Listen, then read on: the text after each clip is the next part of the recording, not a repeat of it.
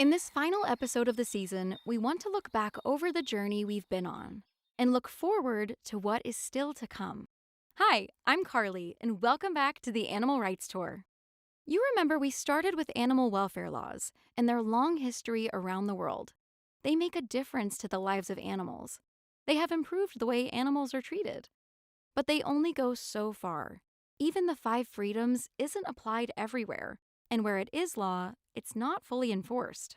The bigger problem with animal welfare law is that it doesn't change the basic story, which is that we can own, keep, kill, and eat animals, provided we are not cruel to them.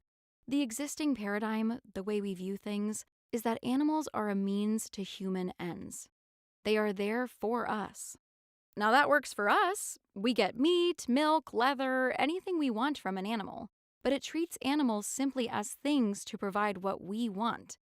Remember Ruth Harrison's factory machines? And treating animals as machines, as things, ignores who they are.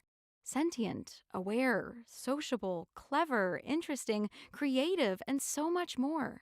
The paradigm of animal rights is different. It recognizes that animals are all those things and treats them with respect. And animal rights law puts that into law by giving animals rights that they can enforce or have enforced on their behalf. Will animal rights law change human society? Yes, of course.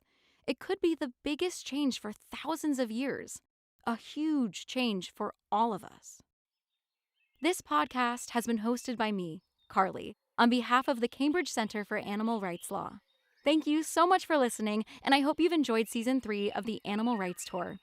If you've enjoyed it, remember to check out the other seasons and be sure to share your favorite episodes with your friends, colleagues, and anyone curious about animal rights law.